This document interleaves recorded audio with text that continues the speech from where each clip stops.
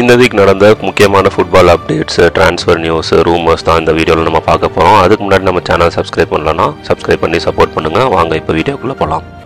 Top trending news என்னன்னு பார்த்தீங்கன்னா, Haaland வந்து அவரோட கான்ட்ராக்ட் வந்துட்டு 9.5 இயர்ஸ் எக்ஸ்டெண்ட் பண்ணியிருக்காரு. அது மூலமாக அவர் 2034 வரைக்கும் மேன் சிட்டியில் இருப்பார். எக்ஸிஸ்டிங் ரிலீஸ் கிளாஸ்லாம் எதுவும் இல்லைங்கிற மாதிரி சொல்லியிருக்காங்க. அடுத்து பார்த்தீங்கன்னா, பார்சிலோனா டிஃபெண்டரான அருகோ வந்துட்டு யுவென்டஸோட லிங்க் இருந்தார். யுவென்டஸ் வந்துட்டு 70 மில்லியன் கிட்ட பிட் பண்ணியிருந்தாங்க. பட் இப்போ வந்துட்டு அவர் பார்சிலோனால கான்ட்ராக்டை எக்ஸ்டெண்ட் பண்ண போறாரு. ஸோ அவருக்கு பதிலாக வந்து பார்த்தீங்கன்னா கிறிஸ்டியன்சன், எரிக் கார்சியாலாம் பார்சிலோனா செல் பண்ணுற மாதிரி சொல்றாங்க. அடுத்த நியூஸ் பார்த்தீங்கன்னா, குவாட்ஸ்கெலியா வந்துட்டு நாப்போலியிலேருந்து பிஎஸ்ஜிக்கு மூவ் ஆயிட்டாரு. அவருக்கு வந்துட்டு பிஎஸ்ஜி 70 மில்லியன் ஆஃபர் பண்ணியிருந்தாங்க. நான் வந்துட்டு ஏதாச்சும் ஒரு பிரீமியர் லீக் கிளப் அவரை சைன் பண்ண மாட்டாங்களான்னு பார்த்துக்கிட்டு இருந்தேன். ஏன்னா சூப்பர் பிளேயரு நாப்போலியிலேருந்து பிஎஸ்ஜிக்கு மூவ் ஆயிட்டாரு. இப்போ அடுத்த நியூஸ் பார்த்தீங்கன்னா, பிஎஸ்ஜி விங்கரான கூலுமானி தான். அவர் யுவென்டஸோட லிங்க் ஆயிருக்காரு. யுவென்டஸ்க்கு லோனில் மூவ் ஆகிறதுக்கான சான்சஸ் அதிகமாகவே இருந்துச்சு. யுவென்டஸில் பார்த்தீங்கன்னா அதிகமான லோன் பிளேயர்ஸ் இருக்கிறதுனால யாரையாச்சும் ஒருத்தர் ஆஃப்லோட் பண்ணிட்டு தான் இவர் ஆன்போர்ட் பண்ண முடியுங்கிற மாதிரி சொல்லிட்டு இருக்காங்க. நம்ம வெயிட் பண்ணி பார்க்கணும் அஃபிஷியல் ரிலீஸ்க்காக.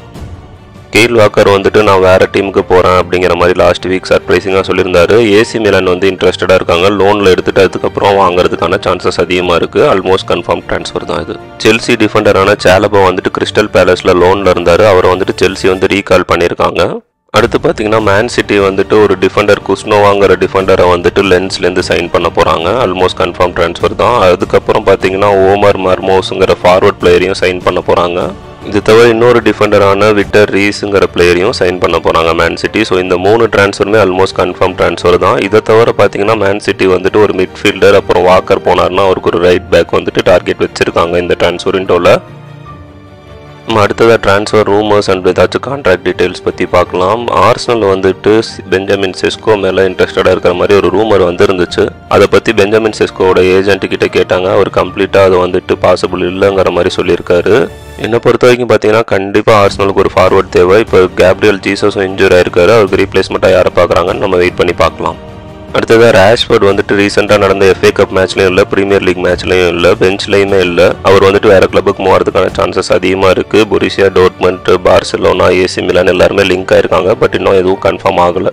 ஆர்சனல் பார்த்தீங்கன்னா சம்மர் ட்ரான்ஸ்ஃபரில் 2025 ஜுபமெண்டிங்கிற பிளேயரை சைன் பண்ண போகிறாங்க. இவர் ஒரு மிட்ஃபீல்டு பிளேயரு.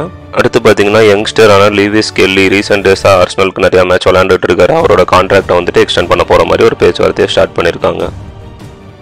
அடுத்ததான் முக்கியமான நியூஸ் பார்த்தீங்கன்னா, கோல் பாமர் வந்துட்டு இன்ஜூரி ஆயிருக்காரு. அவர் இந்த வீக் அவைலபிலிட்டி பிரீமியர் லீக் மேட்சுக்கு டவுட்டு தான். நெய்மார் வந்துட்டு இப்போ மேஜர் இன்ஜுரியில் இருக்காரு. அவர் அல் ஹிலாலில் வந்துட்டு second part of the Saudi லீக்ல வந்துட்டு அவரை ரெஜிஸ்டர் பண்ணலை. யூஎஸ்ஏல நிறையா டீம் அவருக்கு வந்துட்டு பிட் பண்ணுறதுக்கான சான்சஸ் இருக்குங்கிற மாதிரி சொல்கிறாங்க. மெயினாக சிக்காகோங்கிற டீம் வந்துட்டு அவருக்கு பிட் பண்ண போகிறாங்கங்கிற மாதிரி ஒரு ரூமரும் போயிட்டுருக்கு.